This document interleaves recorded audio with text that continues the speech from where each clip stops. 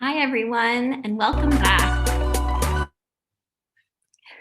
Hello, everyone, and welcome back. We're going to be starting our next panel momentarily, but before we do, I'd like to share a few notes and also thank everyone for joining us for the biggest ISOJ ever. We now have more than 6,600 registrants from more than 130 countries. That's a record for us. So we truly appreciate that you're here with us today, and we hope that you'll stay with us throughout the rest of the week. This year's conference is full of fascinating keynotes, panels, and workshops, and the conference wouldn't be possible without our two main ISOJ sponsors, the Knight Foundation and Google News Initiative. Thank you to both organizations for your support. Throughout the week, we'll have simultaneous interpretations to Spanish, and this feature is being sponsored by Univision Noticias. If you're tuning in via Zoom, you can click on the interpretation globe icon in the bottom right-hand corner of the screen, select the Spanish channel, and tune into the Spanish interpretation. If at any point you have trouble with Zoom, you can always tune in via YouTube in English and in Spanish, and we'll post the YouTube links in the chat so that you can easily access them. Now I would like to introduce our next panel. It's titled Collaborative Journalism Networks, the Lone Wolf Investigative Reporter Joins Regional and Global PACs. And it features a stellar lineup of journalists from around the world, from countries including Kenya, Colombia, Lebanon, and the US. So now I would like to turn it over to Marina Walker Guevara, who will be moderating today's discussion. Thank you very much.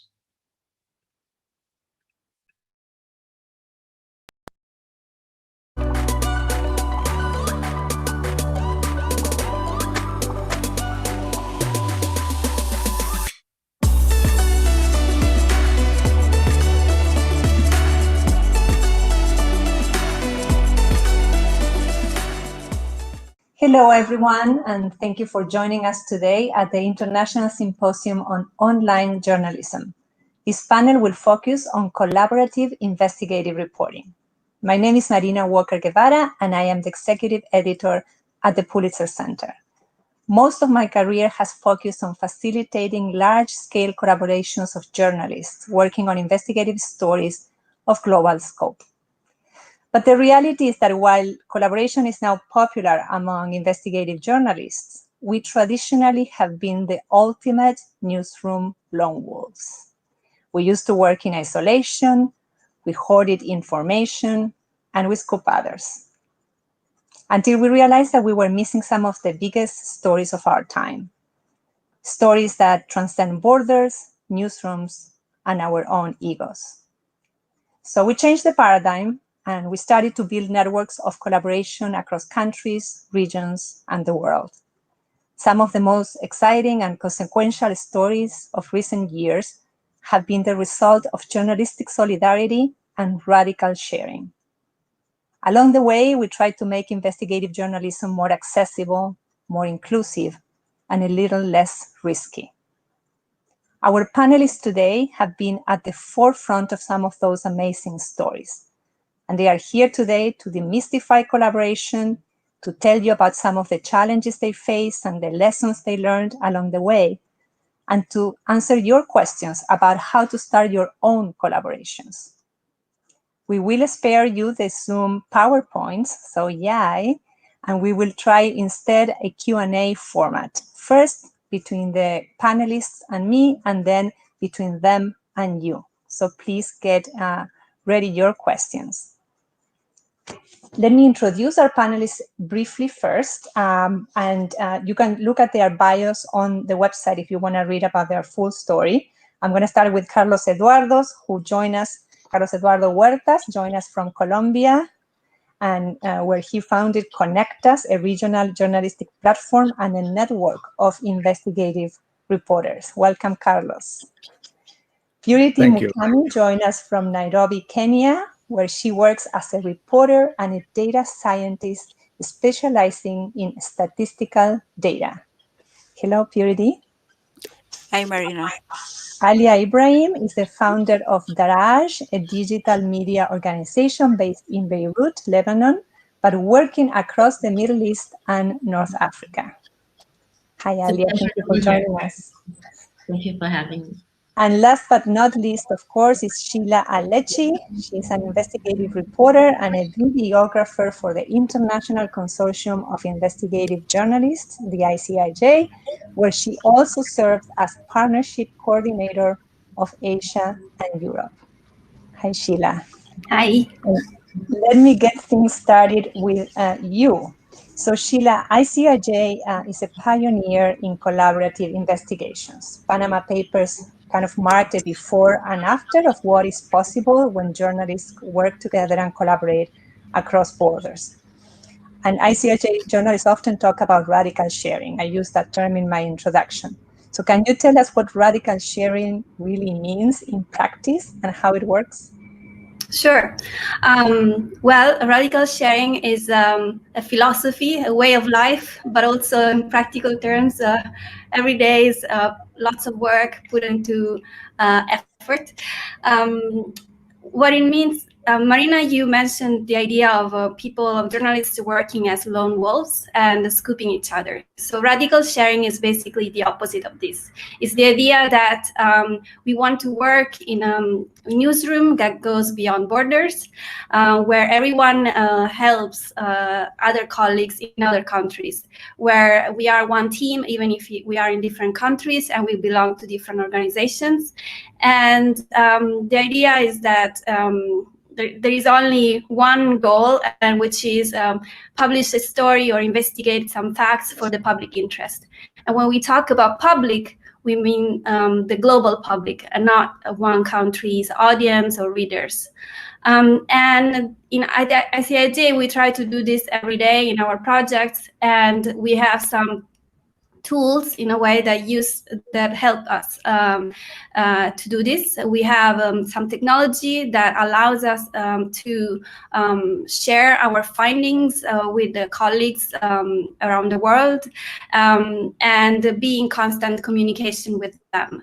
I think we will talk about tips and other aspects of collaboration later, but surely having a constant communication with your colleagues, even if they are not in your own office or country, is one very important aspect of collaboration, because radical sharing would not be possible without trust. And so working hand in hand with your colleagues that you cannot see every day means that it requires a lot of efforts, and proactively sharing information is one of those efforts. It takes time, but I think it really pays off, because the radical sharing also means that in the end, the people, the readers or the viewers and the public, basically, who are going to be informed with your reporting, will have a much more nuanced story that draws from the expertise and backgrounds of everyone in the team. Mm-hmm. I like what you say, Scilla, about radical sharing being a philosophy and a way of life, and also something that you can conquer every day and become a better collaborator as you go with the small wins every day. Now, ICIJ, some of the better or the better known stories have been based on giant leaks of information. And while leaks are exciting, not all journalists have access to a leak to kickstart a collaboration. So what are the challenges and opportunities for large-scale collaboration when you don't have a leak, when you are working off, just a traditional investigation or public data? Mm-hmm. Sure.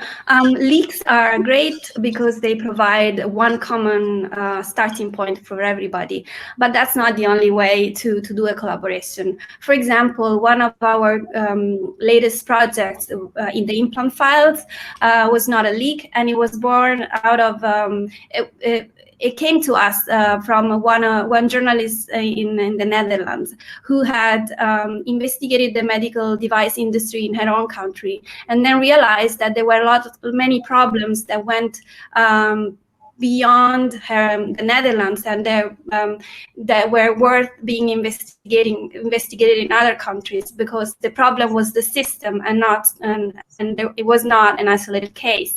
And so that's just an example of how basically one country and a story that looks and may sound local at first, if you actually look and investigate further, can become a much global story. And I think, as you said, everyone talks about collaboration now, and the best way to develop a collaboration is when you have a good story that you can start with, instead of just having this idea of collaborating. If you really know what you're doing already and you want to go deeper and have other colleagues dig deeper with you in other countries, that's how you start assembling the team that is more catered to the needs of the story rather than to the idea. So, for example, if you know that you need colleagues in some specific countries, you will start to contact them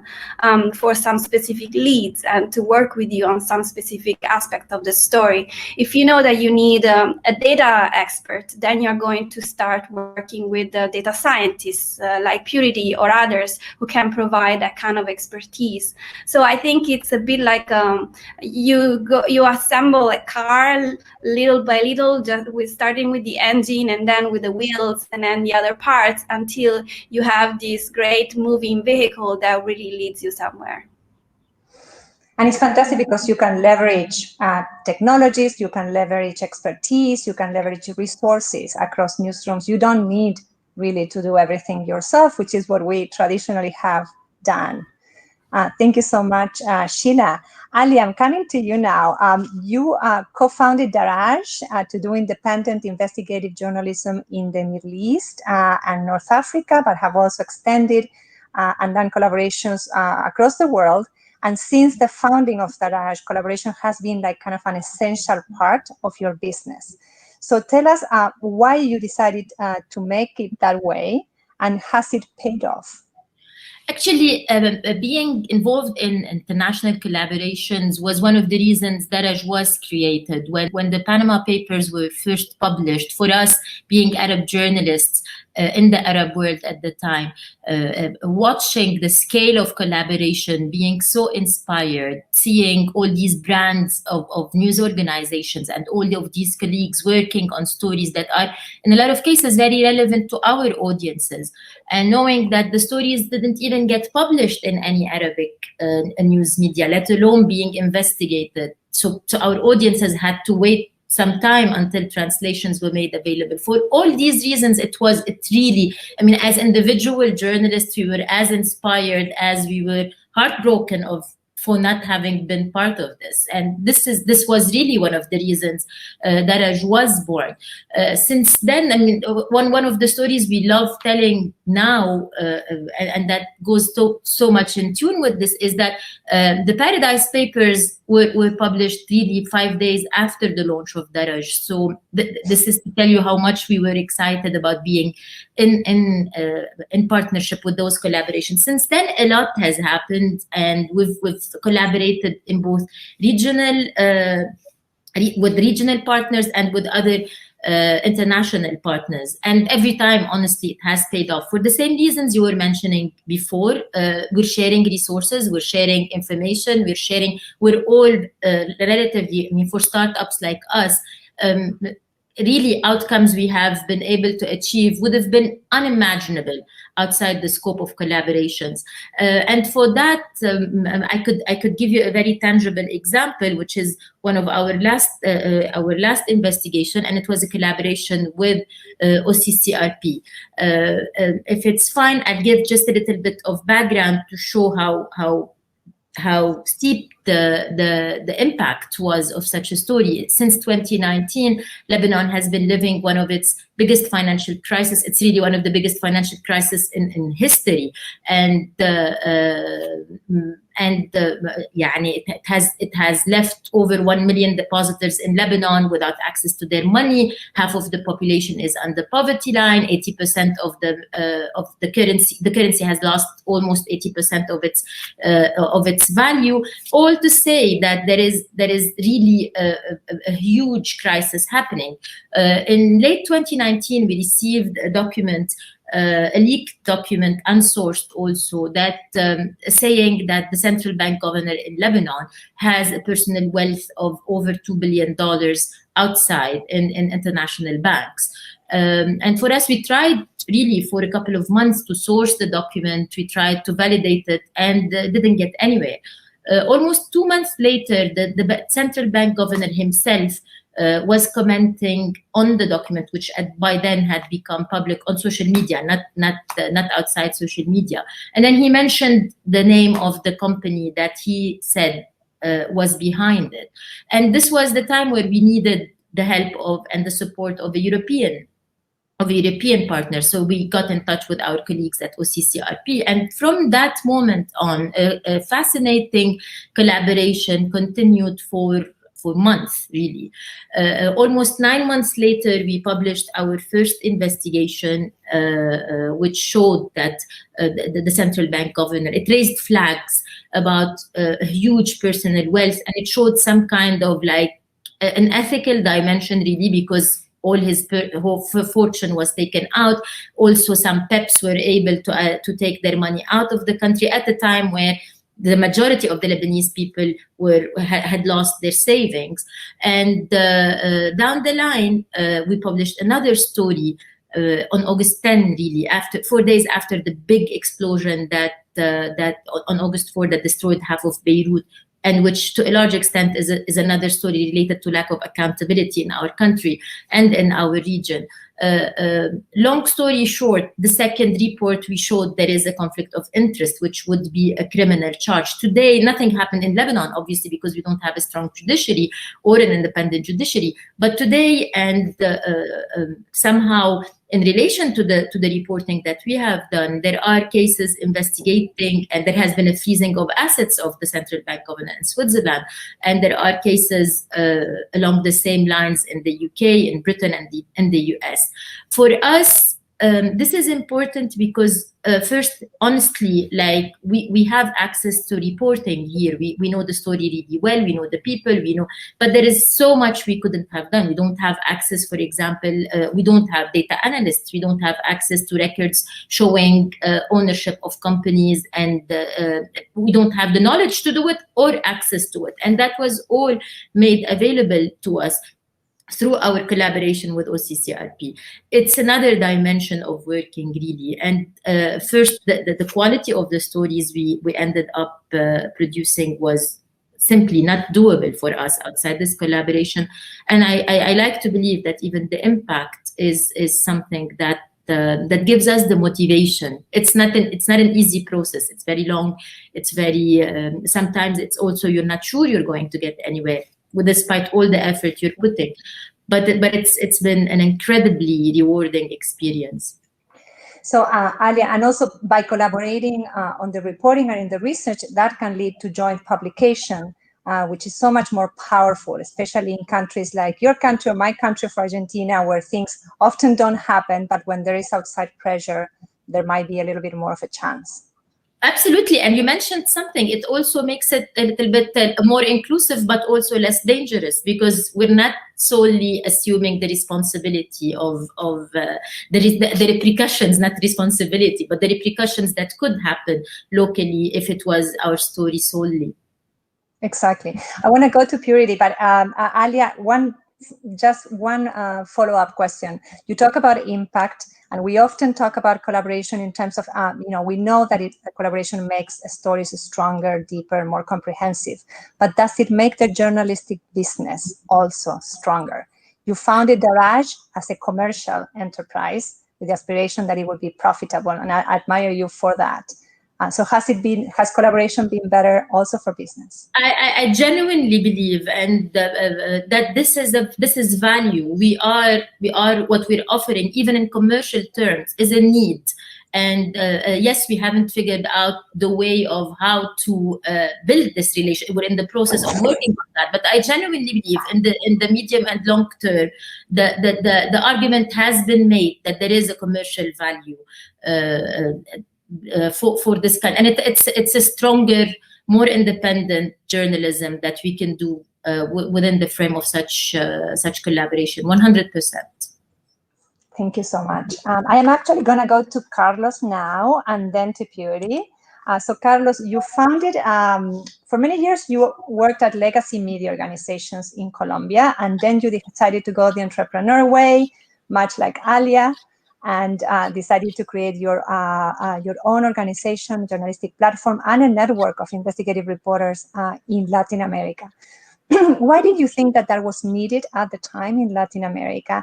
And how do you go about creating trust, something that Scilla mentioned, among journalists who have never worked with one another before? Yeah, thank you, Marina. A decade ago, we began with the idea of straining the capacities, stimulating potential, and accompanying the bravery of journalists in the region that we naturally share and had affinity. When you join journalists from Argentina, Venezuela, Colombia, and Mexico, in 3 minutes, you have a great party and you make strong friends. The challenge is how to turn that party factor in a working factor and maintain that stimulating dynamic of complicity. Furthermore, the Americas are full of stories, full of processes that go beyond the political borders of a country. On a permanent basis, leaders make multilateral agreements and make decisions that affect their citizens.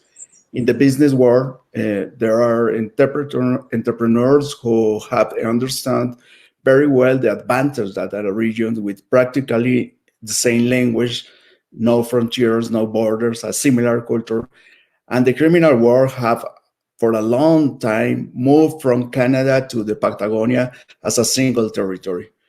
The media are usually focused on the power of the dynamics of the capitals and usually only touch the regional issues just for serendipity. So in one side, we have stories under each stone, and on the other side, you have a courage and bravery journalists. It was a natural thing to do, and that is the origin of CONNECTAS. CONNECTAS is an accelerator that we promote better journalism, help to provide resources, promote ideas of projects, and we participate journalistically to make a story. About the trust that you question, this is one of our goals all the time. The first step in the way that we work is to permanently identify new talents, colleagues with whom we seek to build a new generation who breaks the inbreeding that sometimes occurs in the journalistic world. We work with them to strengthen their capacities, and we work together.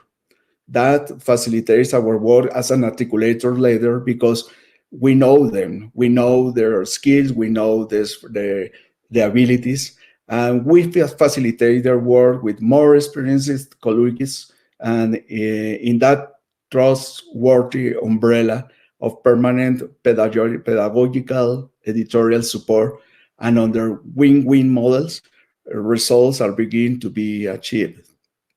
Carlos, so the title of this panel talks about the lone wolf, but you said in our pre-meeting that you prefer a different analogy, the analogy of ants. Can you talk about that?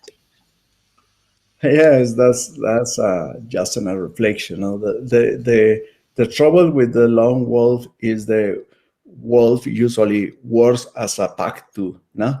And right now in the collaborative field, we believe more like in a journey, not like in a competition. And in a journey, the ants looks more like a better a better idea for us because we all the time try to discover good talents around the Americas and work with them, work together, doing the best journalism that we can do. And that is the general reflection that we have about the ants of wolf. Fair enough. Thank you so much, Carlos. So Purity, you took part of ICIJ's impressive Fins and Files investigation, which focused on the role that banks play in facilitating or enabling money laundering. So I would like to ask you to give us your perspective as a journalist from the ground, in your case based in Kenya, when you are called to join a large distributed team during a pandemic to work on a really complex global story. Just by saying that, I feel a little overwhelmed and intimidated myself. So I wanted to ask how you made it work. What was the experience like, and how you made it work for yourself and for your outlet? So the communication to me came maybe half a month before the first COVID case in Kenya, but it was not foreseen. So what really helped is there was a physical meeting, which happened to be the only physical meeting throughout the project, where we met with the other African investigative journalists who are taking part in this project, and then the ICIJ training team and coordination team, which helped us create relationships. First of all, I joined the project 6 months after most of the partners, and at that moment, I was more of a data scientist than an investigative journalist who is out to do this big project. So for a minute, I was like, if my boss trusts I can do this, then all I have to do is go and be on the project. And what really made a difference for me is listening to other journalists from Africa who had done similar projects before. I remember at one point after the first few training sessions, I was feeling overwhelmed with material, leads, ideas, until one evening I was contemplating quitting the project, because I was like, I have only 5 months and the rest of the team has been here for 6 months. And we were having this conversation with one lady journalist from Burkina Faso, a West African country. And she really talked me into, there are ways you can quickly get which leads to focus on. You don't have to deal with all this material. So that relationship I created with other journalists and checking with them often really helped me. And then I kept the ICIJ training team close to me. I went to each and every question and answer sessions where I would be almost me and the trainers. So that helped me catch up. But the other thing that helped us in our participation is having a supportive boss. I would update him every step of the way. He would encourage me, he would give me different perspective. And that's what kept us going. Once in a while, I would check in with a Tanzanian partner and know how he's doing with this project and the challenges he's facing and how he is tackling those challenges. The other moment, I would be with a partner from Namibia or Malawi, just getting the encouragement. And 2 to 3 months down the line, I was good to go. So those are some of the things that made it work. So Purity, when you say a supporting boss, you mean a boss in your own outlet, or you're talking about the coordinators of the investigation? Both. So the boss at our newsroom was already enrolled in the project, and he was already excited with the project, though he was not quite active. But I wouldn't get time to talk to him about my fears, about when I feel endangered. And remember, this is now the pandemic has already kicked in. I'm having to work from home, no meetings in the office. So I would have secure calls with him and share my fears when I have anxiety and all that.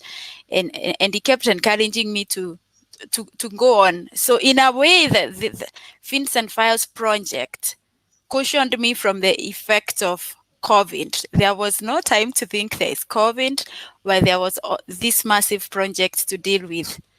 Yeah. Thank you, Purity. So I would like to move now to how we make these collaborations work. And Purity was just giving us some really good tips about relying on others, asking questions, staying close to the training team, and having a supporting boss, which sometimes you can't control. But there are things we can control, and we've been putting a lot of thought into how we perfect collaborations so they are actually inspiring and exciting experiences and not nightmares. So I want to go around the room and ask our colleagues to tell us very sincerely what are some common mistakes or challenges that you have experienced while engaging in these collaborations, and what we have learned along the way, how you have been able to overcome them? Sometimes by talking about these gaps is the most practical way to signal to others the way forward. So why don't we go and start with Alia? Thanks, Marina. Actually, yes, and I think it's a learning process, and it's a tools or a space that we're trying always to improve, as you've said. On the receiving end, for example, one of the biggest mistakes I did as an individual journalist and also as an organization was being too excited about too many possibilities at the beginning of a collaboration and not having a very clear work plan, spending too much time sometimes on the documents as opposed to doing some actual reporting or starting the writing. And one very, very important thing that I think that we learned is super important is bilateral communications and making sure that we stick to that.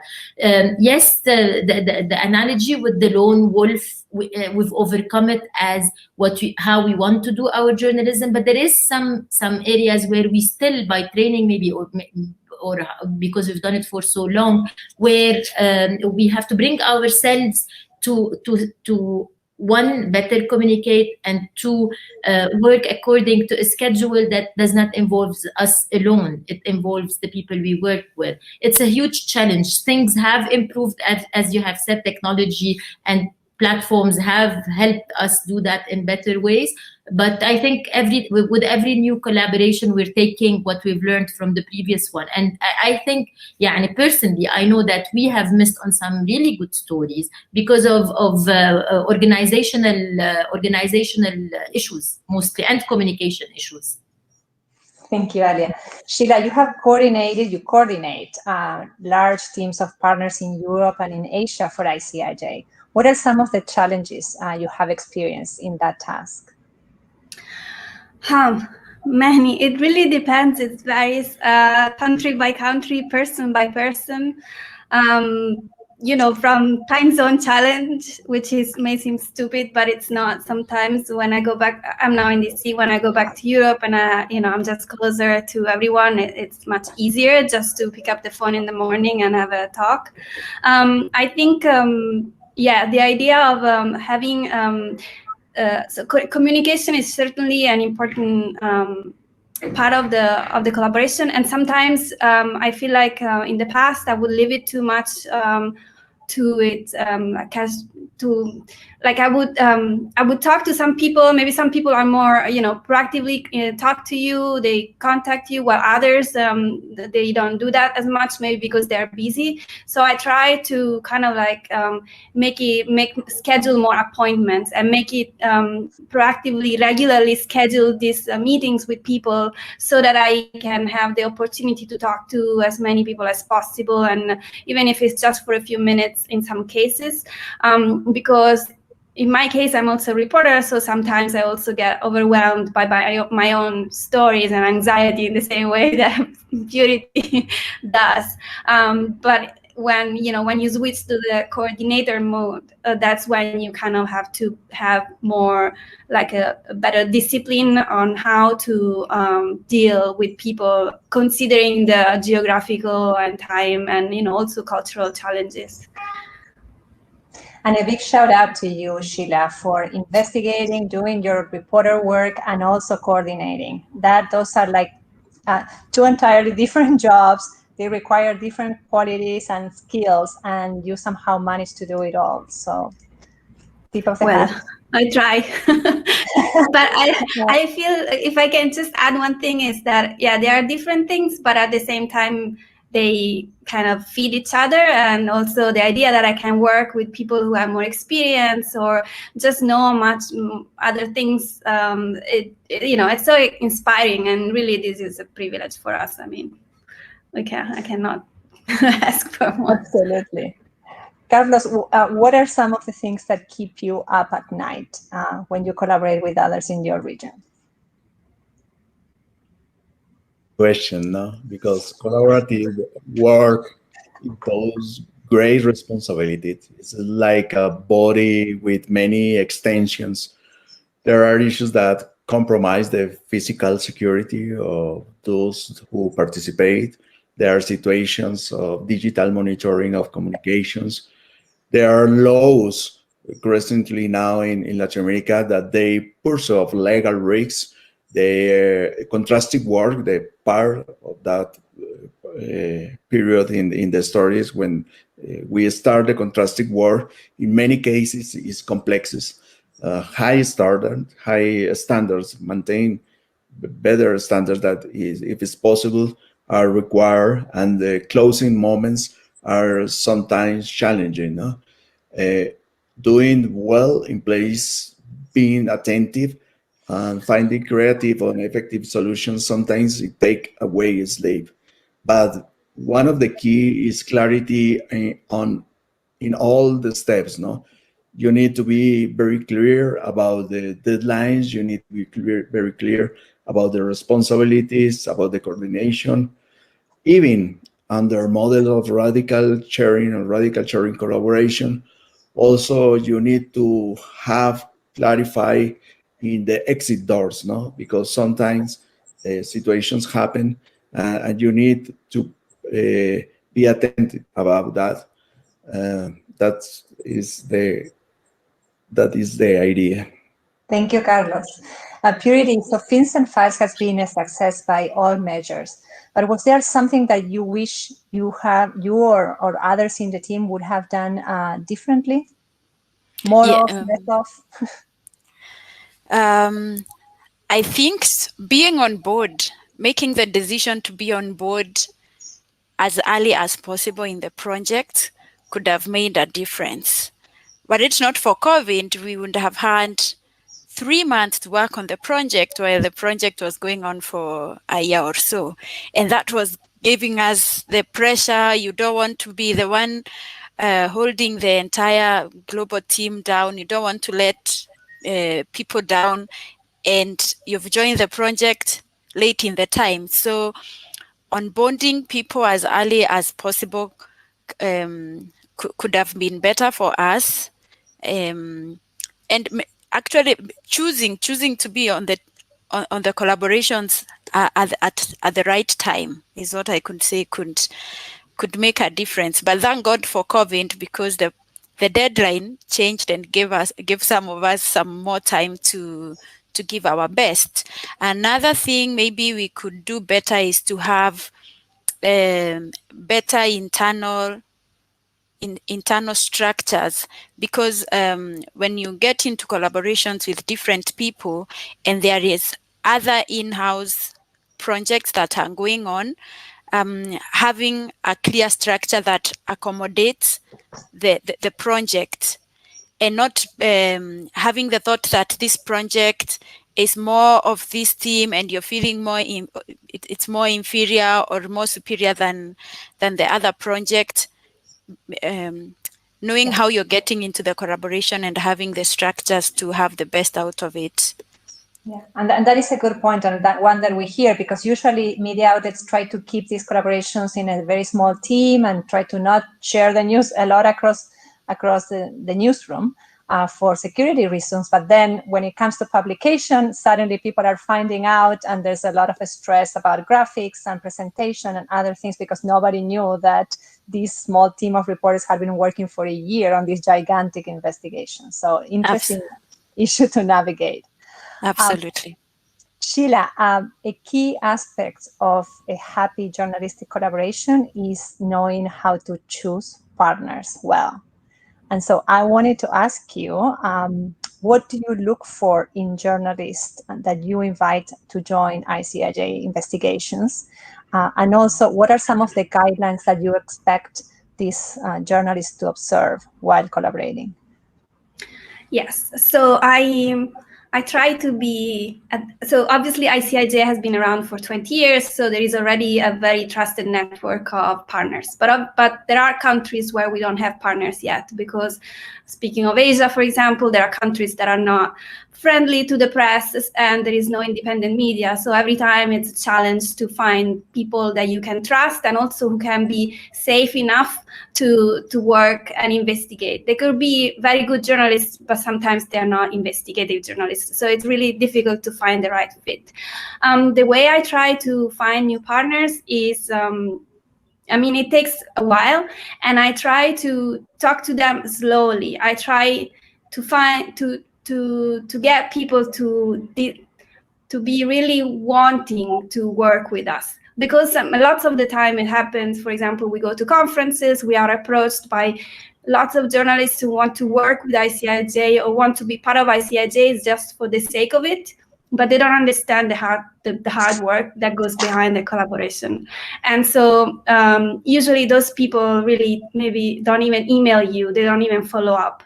And I try to find the people who are not just talking about collaborating, but actually showing a real effort in wanting to do the real work. It takes a while, and you can see whether some journalists really want to get into the collaborative journalism and contribute to something.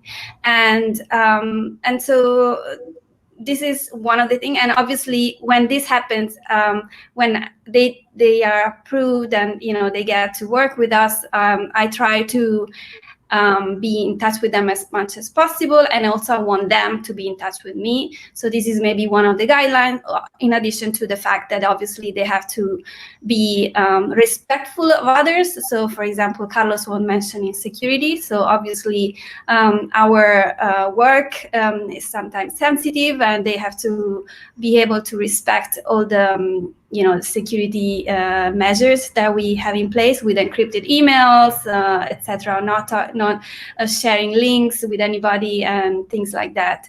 And obviously also be helpful to others as much as they can. Obviously, reporters are busy, we all know that, but it's when we talk about radical sharing as a philosophy, that's something that we also want in our partners, people who are helpful and wanting, and I really believe in the idea that if they help others, they can get better too. Yeah, and always when I talk about collaboration, I say that a lot of it you're going to be benefiting from the help of others, but you will also you will be expected to do work that might not end up in your story, but that will make your colleague's story better. I remember a case from a journalist in Argentina who once told us that she had gotten this document for a colleague in Denmark, and she took a bus and was on the road for like 2 hours to get to this one courthouse, get the document, and she was so happy. And I asked her, like, so is it also going to help your story? Are you doing the story together? And she was like, no, not at all. It's just for him. But I'm so excited I got it for him. She That's knows great. that in the future she will get the same from someone in the network. Alia, so in these collaborations, inevitably, we need to build consensus and we need to cede some control. There are things that journalists cherish, like setting up our own publication date or the decision of when we're going to go and ask questions to the subjects of our stories. And those things now in a collaboration have to be decided across newsrooms. And inevitably, somebody is going to be unhappy. So how was this process for you of ceding control? And what advice do you have to new collaborators? Well, it's part of the package, really. You get the good things, and yes, you have to release some of your control. The funny thing, I think, and this is something that keeps coming back every time, is that last 48 hours before publication, no matter how slow the time could look during months earlier, no matter how you think you are ready, the last 48 hours are usually you feel that so many things went wrong. You feel so many things could go wrong. So the pressure of the last 48 hours, the fact that you have this pressure of feeling that you could fail everybody else, be it at the level of security, be it at the, it's not just your own group or your own media. It's really the team, and you feel responsible for everybody else on the team. But I think it's like when you start a family. It's you lose a lot of your freedom, but you get a family in return. You get what it gives you. Today, for us being investigative journalists in the Arab world, you have no idea what it means to know that we're not orphans. We're not on our own. We feel it in the sense of we're working in teams that could give depth and substance to our reporting, but also after publication, we feel that we're not that vulnerable. We lost a little bit, or we compromised a little bit of our freedom running our newsroom, but it's totally worth it. Again, it's a package. We take it as it comes. And same way, you can't imagine how valuable it is for all of us around the world to know that we have reporters in the Middle East like yourself that we can rely on in any investigation. So let's talk about reluctant bosses. We talk about supportive bosses, but sometimes, and I experienced this myself, going to a media outlet, talking to an editor about joining a possible investigation, and the editor being reluctant, scared, or feeling that, what's the need of joining this unknown group of people. It just sounds scary. So I wanted to ask Carlos and Purity, she wants to chime in. How do we negotiate? How do we make the case for collaboration when an editor doesn't believe or have the experience in collaboration? Well, using a reference to soccer, for a time in my professional life in the past, it seemed like we need to develop the ability to score goals against the owner, like a special ability to develop, no? Because sometimes the owner, try to control the contents, and that's a very weird situation. Fortunately, today there is an explosion of new platforms, at least in America, and in the media ecosystem is very broad, which they are more independent, and we work in two kind of strategies. One, building stories with journalists to our hub, the CONNECTAS hub, which is a vibrant and active community. And from this year, we are going to start something that we call ARCO, which means CONNECTAS Regional Action, and which is looking for a closer job with the media, with them. And first emphasis is to show them why they earn well-focused collaboration, produce very good results that increase prestige, increase leadership, and for the genius in the management, they can translate that into ways for the finance. And that's the idea, how you can show that they won with better journalism. I remember before I got to Purity that after a few investigations, some of our partners were saying that people were subscribing to their newspapers, and among the reasons they were citing was, we subscribe to your newspaper because it's part of a network of collaboration, and we want to see more stories like that. Purity? So just to add, the newsroom I worked for when I was working on FinCEN files called African Census, the good thing was it's led by one of the top investigative journalists we have in Kenya, and I knew for sure he was on my side. But of course, there were structures in between with other different bosses. And as you earlier said, when you're working on some of these projects that can be sensitive, you have quite a bit of navigation to do. And as fast as I noticed that there were part of the bosses that I would have to navigate was to know who is on my side and how can I team up with them, how can I have them supporting me, covering me up. And I had to have communication at some point to say that for the sake of security, can I reduce the amount of line of reporting that I have for this specific project? So it's to remain calm and to know who is on your side and to capitalize on that, and to keep calm and understand also the rest of the team that want to be in the know and sort of be clear on why it will not go that way. So yeah, it's more about remaining calm and communicating, just as Alia had said. Wonderful, Purity. In the last 10 minutes of our conversation, and then of course we will move on to questions from the audience, I wanted to talk about expanding the concept of collaboration. So collaboration among journalists is very well established, as we have discussed. But what about collaborating across disciplines, collaborating across other professions? And what are some of the ethical issues involved with that? Alia, I believe you have collaborated through Daraj, for example, with think tanks and others. Can you talk briefly about that experience? And then I'm going to go to Carlos and his collaboration with advocates.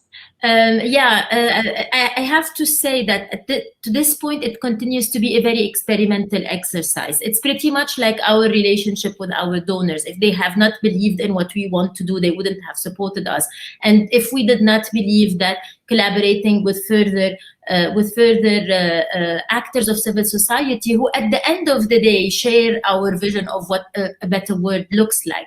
Now, I think as a journalist and as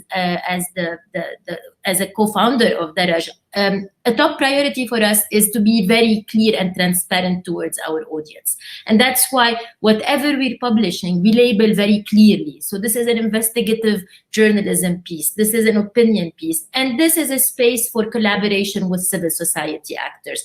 The exercise so far, the last round of such collaborations happened in the aftermath of the August 4 explosion. And honestly, like it came out of frustration because the mainstream media should have been shedding the light on civil society actors who are literally doing the job of the government, which is, on top of being very corrupt, is also completely absent. But civil society rise to the occasion, and they're doing fascinating work, working on reconstruction, on fighting poverty, on even organizing elections and getting ready for elections. What we do as a media here is just like give whatever support in the form of services to help them with their social media, better get more exposure, stuff like that. But we label it as such. We label it as this is not journalism. This is outside of our journalism.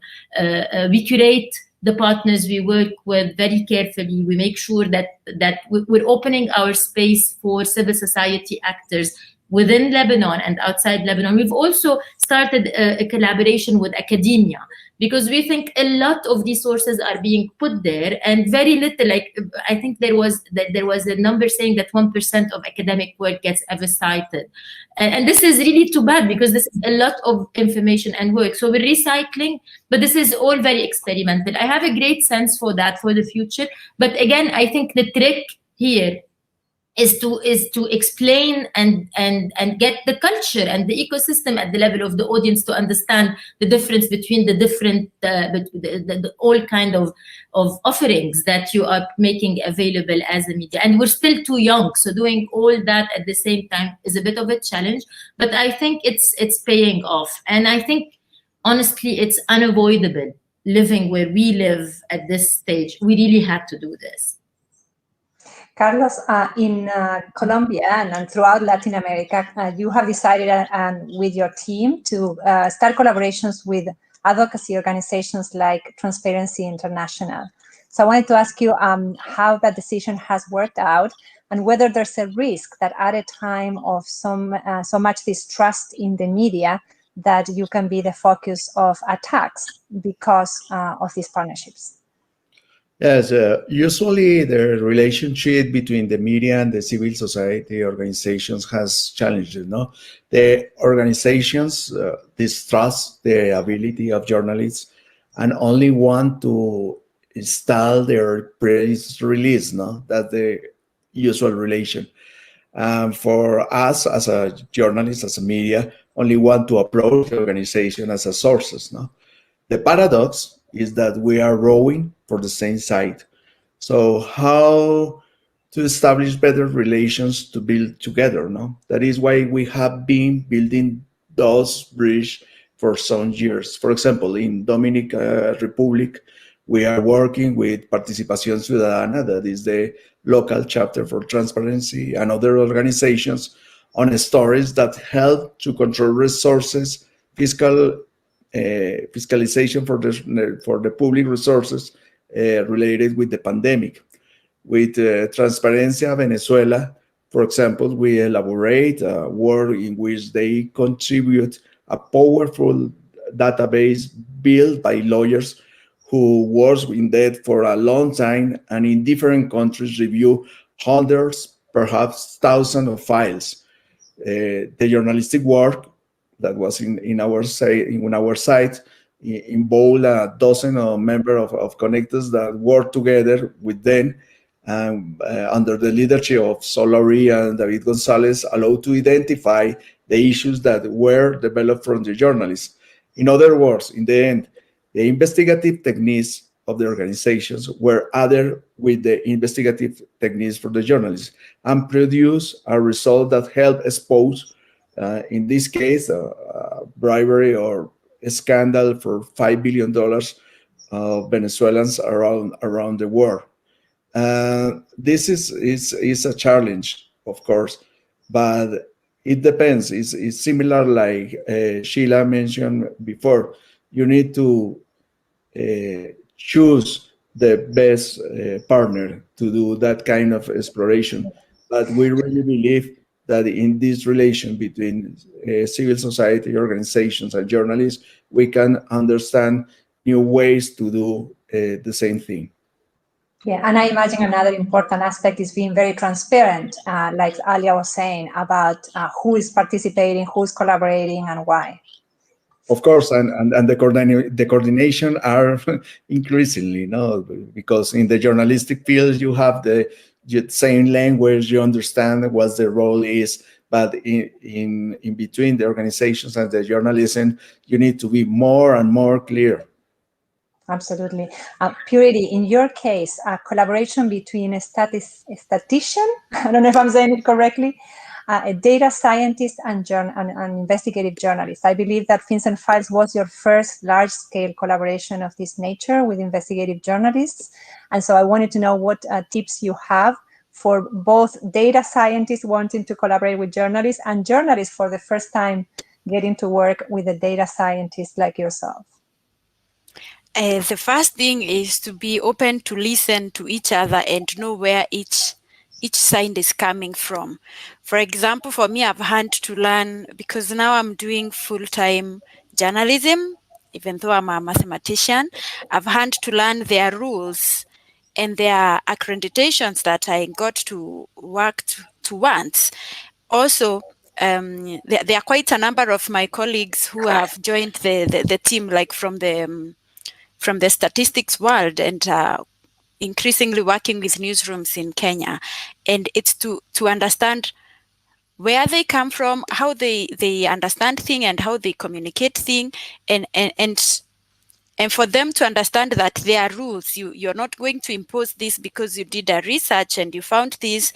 There will be a place where you have to get opinions from other experts, and where you have to be transparent, of course, if this is an opinion or if this is an investigative project.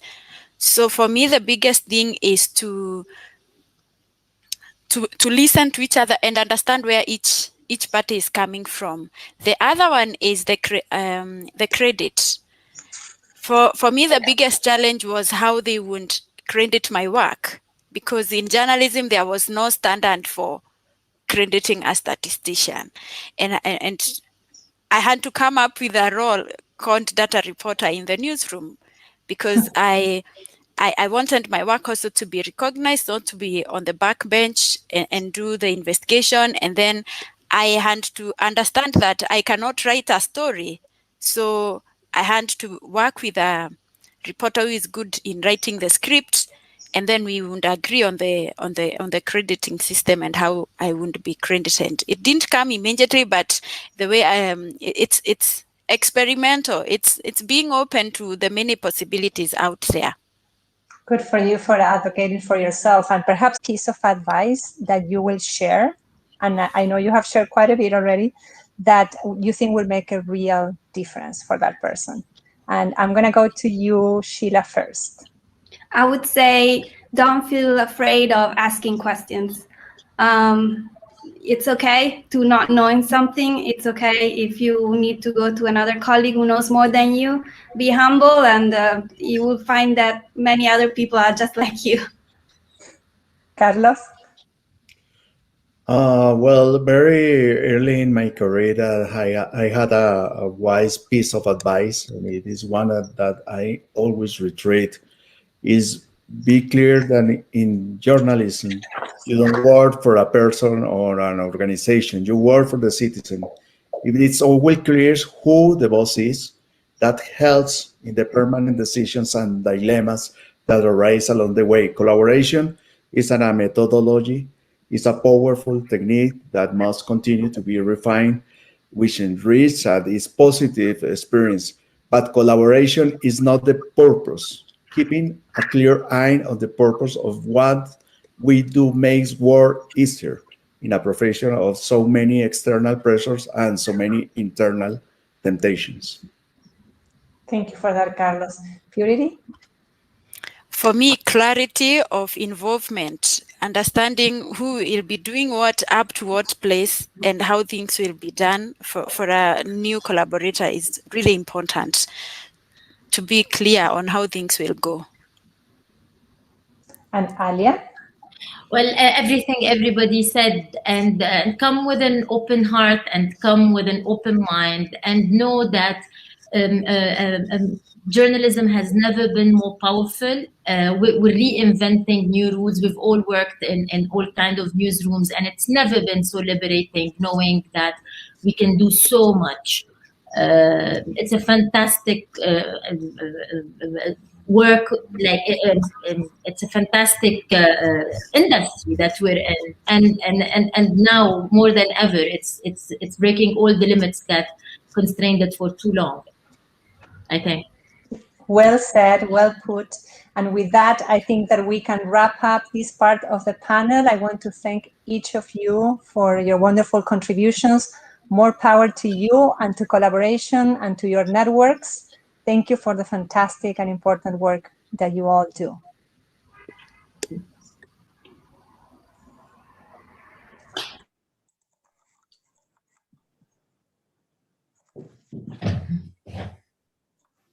Here we go again. So we are going now to go to the questions from the audience. And thank you so much to you who have contributed your questions. Let's get started with those. And the first question is for Scilla. So Scilla mentioned that collaboration is a way of practicing journalistic solidarity, says Lourdes Cueva Chacon. Can you explain what journalistic solidarity means to you? And can you give us examples? Okay. So if you can all hear me, I think solidarity is on two levels, is when you work as a journalist and also when you're off. That means that we know there are reporters who are not, who work in countries where the government continues to apply pressure and threaten them. And so this means that when you build a network of trusted collaborators, even if they don't work with you on a project, you will still be on their side. So this is one of the ways we can show solidarity. And then the other one, of course, is while we collaborate, and the fact that we have to be aware that people, other newsrooms may have fewer resources, fewer people available. And so the idea of helping each other, even just if by making calls for other people or just finding a document that others cannot access. Or, for example, in the US, you have a lot of documents, but some of them are really expensive to get a hold of. And so maybe, richer, wealthier newsrooms can just, spend those $2 to buy documents or access and just give it to someone on the other side of the world. All of these little gestures kind of contribute to a better collaboration and in the end to a better story for everybody. Thank you, Scilla. Purity, I wonder if you could share with us if there's an example or two from Fins and Files where you really experienced that journalistic solidarity from your colleagues. Yes, Marina and the audience. I remember in the story I wrote, it involved local companies which were subsidiaries of Switzerland-based company and had other subsidiaries in other countries. And I remember getting in touch with a Bulgarian journalist to get for me company records. Also, I could not call Switzerland from here. And I remember having someone call the office in Switzerland from Switzerland, another journalist in Switzerland. That's the most striking example I can give. Wonderful. And sometimes that phone call or that one document can make a world of difference in your story and in your experience. The story could not have gone out without that calling to the Switzerland company. As simple as that. Mm-hmm. Alia, so we have a question for you from Nairobi, Kenya, from Anne. And she says, did you actually do research to determine that collaborative investigative journalism was the way to go in your country? And was Daraj, or is Daraj the first enterprise to do this kind of journalism in Lebanon? Well, we knew for a fact that our region was in need for independent journalism. That was our starting point. There are other independent journalism media in our region, but we were one of the first to deal with heavy journalism that covers all 22 Arab countries. It came because of a need, because of the derail of the Arab Spring. What I mentioned about the investigative journalism, we do investigative journalism, but this is not everything we do. We do a lot of collaborations that are not only about investigative journalism. We do believe in collaboration as something that could give small organizations like ours much more impact. And we do it across all kinds of journalism that we produce. Are we, in terms of business models, I'm not aware of many like us. We have registered Daraj right from the beginning as a profit-making company. And it was a huge debate at the time. But honestly, the argument we were making then is the same we're making today. For us to be really independent, we have to be really financially viable. We're still working on that. We're working on diversifying our revenue streams. We're happy that almost 30% of our budget is made by productions and consultancies. We're far from being fully independent, but I think in the long term, we're working. This is one of the biggest challenges we face. Alia, and I can follow up on that with a question from Jane, and she says, it's very clear how collaboration benefits investigative journalism, but what about other forms of journalism? Like we see fact-checking networks and other forms of journalism that can also benefit. Well, if you look at it from the perspective that we're really operating at a moment where the noise all over is just so big. So imagine if you're independent and small and you have this network of amazing journalists working for different independent media, or actually not even necessarily media. We do work with fact checkers, we do work with international organizations on human rights, on women's rights, etc. The consolidation of people who share values to better disseminate the information they work on, to better distribute, even to better start conversations that are healthy for the world we live in. Not too long ago, we're starting a lot of conversations about solution-driven journalism, about constructive journalism. All these we did not even hear about 10 years ago. And I genuinely believe, like, if we look at what happened over the last 10 years to journalism and to the world at large with populism, etc., I think we have to be a little bit very creative in consolidating the efforts who want to improve the conditions of citizens everywhere. Thank you, Alia. Carlos, a question from Aline in Brazil. And what Aline wants to know is about collaboration in countries that still suffer, that are right now suffering an erosion in freedom of the press. And journalists are persecuted at different levels. So does collaboration help in these cases, or can it actually be risky when a journalist associates himself with an international entity or media organization? Thanks for the question. Unfortunately, in Latin America, that situation is growing. The cross-border collaboration helps in different ways. Help to leverage the capacity, helps to find information that in soft contexts are closed, but in other are open, help to want different points of view to discover and learn to other perspectives that your colleagues and in other countries, in other contexts, help to spread the investigation in a massive way, looking for more impact, help to protect the teams that are involved in the investigations in different ways, and very important point, you build friendships, and at the end is fun. Absolutely, Carlos. We're going to be wrapping up the questions, but I don't want to do that before asking what some people are asking us in the Q&A, which is how do they join? Like, if a journalist wants to be part of these networks, how do they go about it? So Scilla, do you want to take that one? Sure. The ICIJ website has all the information on how to reach out to us or the ICIJ organization. If you want to start a collaboration, even if it doesn't have to involve ICIJ, but you have a specific country in mind, please reach out to us. We know a lot of people and we can put you in touch with those people, and then you take it from there. And what about another question people are asking is about technology.